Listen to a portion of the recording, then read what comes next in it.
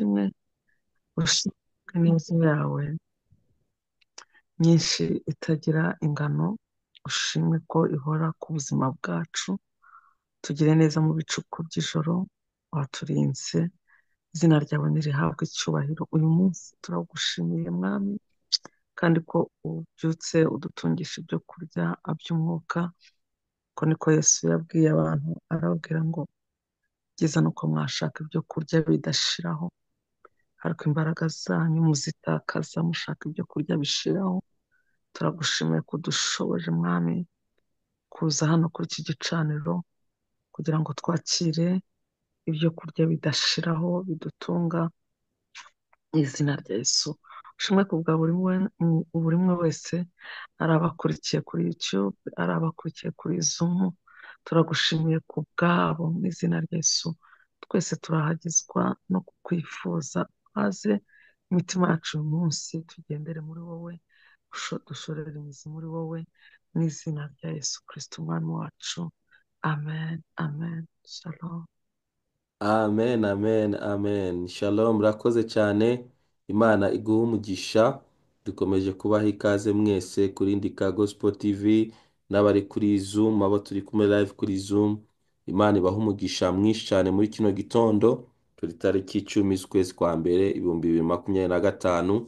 Imana ishimwe yadushoboje kuba hano kugira ngo dusenge kandi dusangire ijambo ry'Imana. Uyu mwaka n'umwaka udasanzwe Uwiteka Imana yaturemeye kugira ngo twongere tuwishimire, tunezererwemo. Hari ibyiza byinshi biri imbere yacu Imana yaduteguriye tugomba kugenderamo. Niyo abanzi bacu bazahaguruka rwose, ariko twiringiye gutabagwa n'Imana. Nagira nkubwire, uyu mwaka abanzi bawe bazakogwa n'isoni. Abazagurukira kurwanya ubuzima bwawe bazakogwa n'isoni. Ibyo bakoze imyaka ishize birarangiye rwose. Imana izateza abanzi bacu guhunga bakagendera kure y'ubuzima bwacu. Ntabwo mvuze ko bazabura, ibitugwanya ntibizabura, ibitero ntibizabura, ariko ntacyo bizadutwara kuko Imana iri kumwe natwe. Imana izatugwanirira mu buryo bwose bushoboka. Uyu mwaka ntabwo ukwiriye gutinya, ntabwo ukwiriye kugira ubwoba. Ibizaza byose bishakisha ubuzima bwawe, uzahore wiringiye intsinzi, kuko Uwiteka Imana iri mu ruhande rwawe. Imana izakugwanirira, uzahumure, wumve uri amahoro. Yesu ashimwe cyane. Wumve uri amahoro, wumve ufite umutuzo uhagije, kuko Imana izaba iri mu ruhande rwawe. Gutegeka kwa kabiri, cyangwa se gusubira mu byagezwe, igice cya 28 umurongo wa 7, Bibiliya iravuga ngo Uwiteka azatuma ababisha bawe baguhagurukiye banesherezwa imbere yawe. Yesu ashimwe cyane. Ababisha bawe, abanzi bawe bazahaguruka kurwanya ubuzima bwawe muri uyu mwaka, ngo Uwiteka azatuma banesherezwa imbere yawe. Abafite imigambi yo kukugirira nabi, abafite imigambi yo kugirira nabi urugo rwawe, yo kugirira nabi bizinesi yawe, yo kugirira nabi imirimo ukora, ngo Uwiteka azatuma, haleluya, ngo azatuma banesherezwa imbere yawe.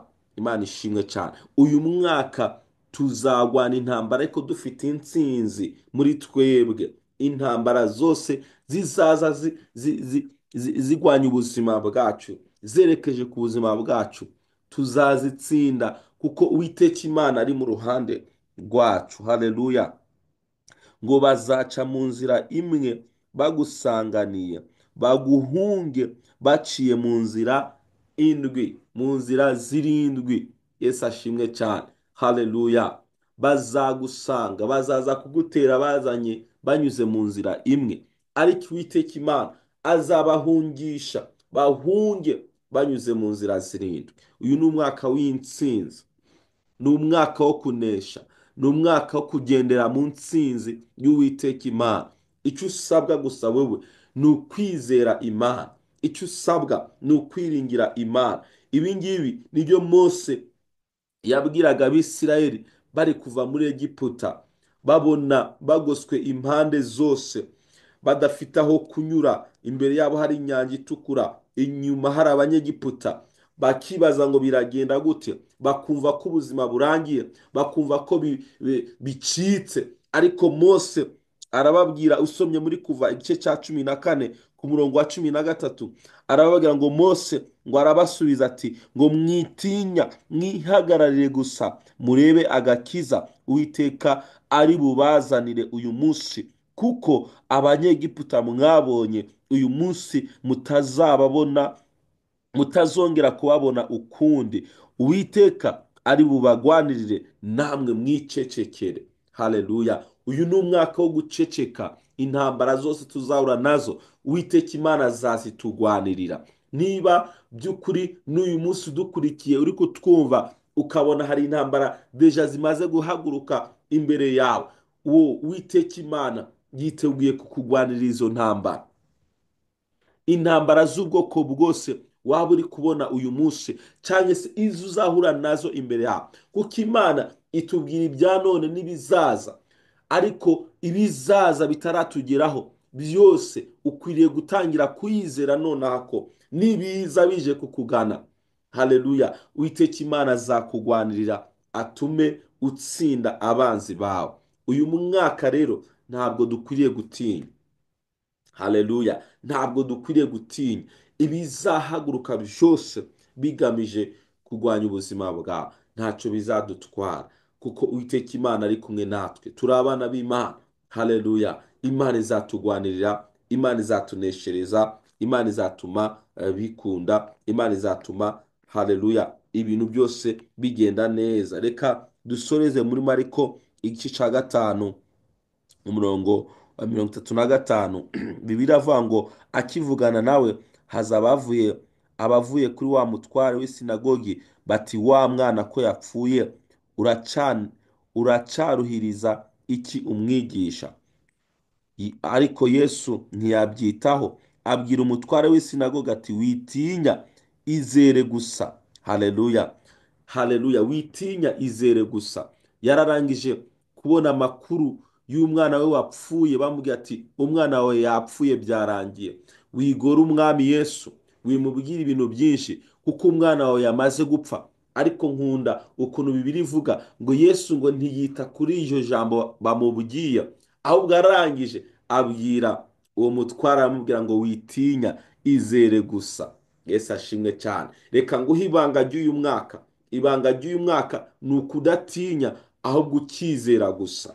Yesu ashimwe cyane. Aho niho hazingiye gutabagwa kwawe. Witinya, izere gusa. Aya magambo yabwiye uyu muntu byasaga nk'aho ari kumushinyagurira, kuko abantu bari bamaze kumva ko uwo mwana yamaze gupfa. Ariko Yesu aramubwira ngo witinya, witinya, izere gusa. Haleluya! Usomye ku mirongo iri hasi, Bibiliya avuga ngo baramuseka cyane, ngo arabaheza bose, ajyana se n'umwana na nyina n'abari kumwe nawe, ajya aho uwo mwana ari, amufata ukuboko, aramubwira ati, tarisa kumi, bisobanura ngo gakobwa, ndakubwira ntibyuka. Uwo mwanya ako gakobwa karabyuka karagenda, kuko kari kamaze imyaka 12 kavutse. Uwo mwanya barumigwa cyane. Ya haleluya! Yesu arabihanangiriza cyane ngo batagira umuntu wese ubimenya, abategeka gufungurira ako kana. Uyu mwaka yewe ibintu nubwo bizaba bimeze nabi, ntuzatinye. Uyu mukuru w'umutware bari bamuhaye amakuru bamubwira ngo umwana we yapfuye, ariko Yesu ntiyita kuri ayo magambo, aramubwira ngo witinya. Haleluya! Kuko umwana we atapfuye, ahubwo yasinziriye, birangira umwana abaye muzima. Iri jambo nagira ngo uryizere muri kino gitondo, wizere ko Imana izatugwanira intambara z'ubwoko bwose. Abanzi bawe bazahaguruka kukugwanya. Bibiliya yatubwiye ngo bazadutera banyuze mu nzira imwe, ariko bahunge banyuze mu nzira 7. Mose abwira Abisirayeli ngo abo banyegiputa mubona ntabwo muzongera kubabona ukundi. Yesu abwira uyu muntu, aramubwira ngo witinya. Haleluya! Witinya, kuko umwana wawe atapfuye, ahubwo yasinziriye. Ibanga ryo gutsinda uyu mwaka, ibanga ryo kunesha uyu mwaka ni ukudatinya, ahubwo tukizera Imana. Imana ibaha umugisha rero, ibyo uzahura nabyo uyu mwaka wizere ko intsinzi iri mu ruhande rwawe, intsinzi iri kumwe nawe. Uwanesheje urupfu na kuzimu ari we Kristo Yesu ari kumwe nawe, azatuma unesha intambara, azatuma unesha n'ibindi byose umwanzi Satani azaba yateje ubuzima bwawe. Imana ibaha umugisha. Reka dusenge muri kano kanya, tubwire Imana ngo Mana, twizeye intsinzi ituruka iwawe, uyu mwaka tuzagendera mu ntsinzi yawe kuko uri mu ruhande rwacu. Reka dusenge. Data, mu izina rya Yesu twongeye kugushima kuri Imana igira neza. Ijambo ryawe riratubwiye ngo ntidutinye, ngo kuko abanzi tubona imbere yacu tutazongera kubabona ukundi. Watubwiye ngo twizere gusa.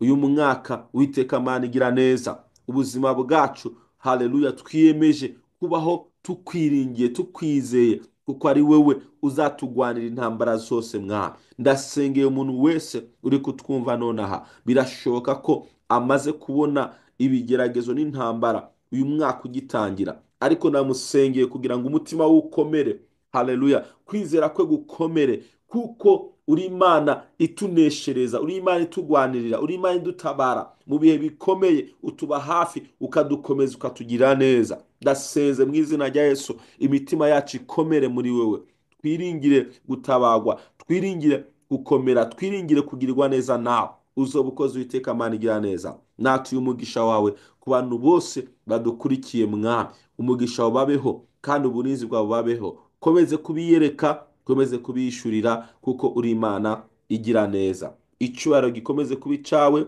ubu n'iteka ryose, mu izina rya Yesu Kristo, amen. Imana ibaha umugisha, kandi Imana ibagire neza. Mukomeze gusharinga abandi ubutumwa bwiza n'ijambo ry'Imana, kugira ngo nabo babashe guhabwa umugisha, mu izina rya Yesu, amen.